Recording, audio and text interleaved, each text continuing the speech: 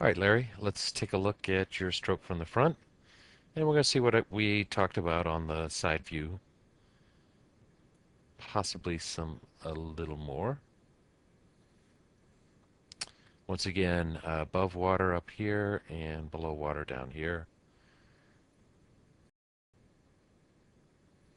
Nice high um, recovery, but we do see that arm sticking out above water. There we can see the head coming out of the water, and point out right here, this is, even though the head comes up and out, it returns to right there, perfect breathing position. So rather than lift that head, if you can just rotate it to this position, that will be perfect.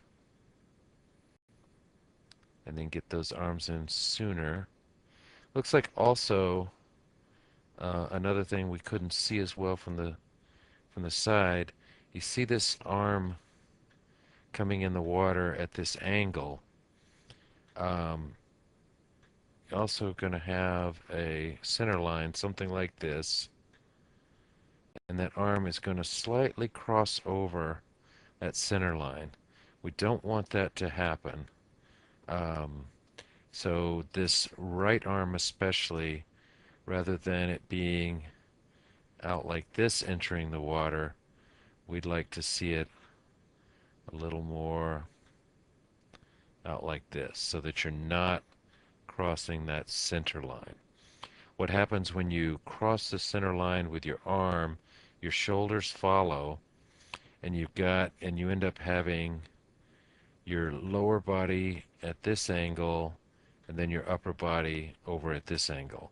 So you create a wider profile in the water, more resistance. So no crossing over.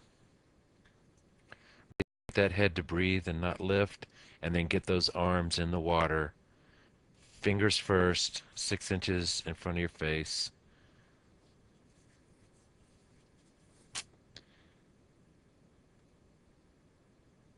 So those are the major things.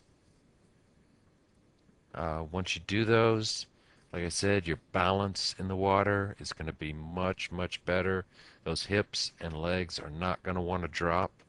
So you're not going to have to push down in the water to keep the hips and legs up there. You'll see the hands here pushing downward. Here it comes. Pushing downward and then pulling back. We want to start pulling almost immediately. Once the arm is extended, we want to go to a catch and then pull. The pull is actually, I mentioned wrapping your arm around a barrel before.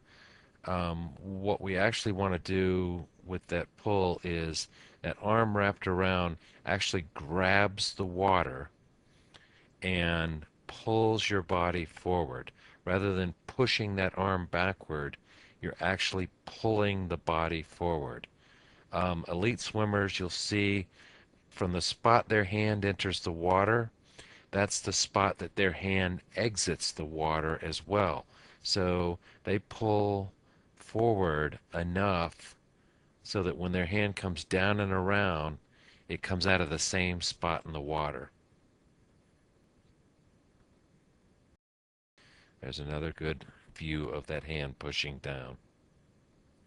Also another good view here um, of all these bubbles. That is caused by that whole arm entering the water at one time rather than, you know, piercing through a small hole. All that bubble is resistance. And we see it just being dragged down here, creating a lot of resistance for your body to overcome. Small little errors like that in the water make a huge difference.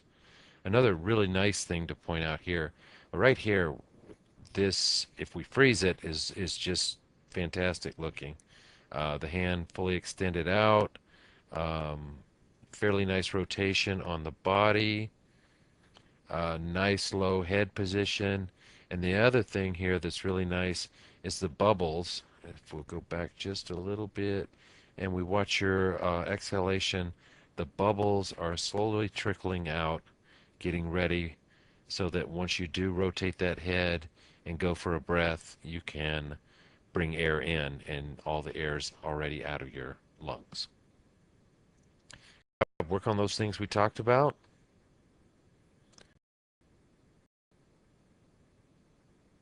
and enjoy your swimming.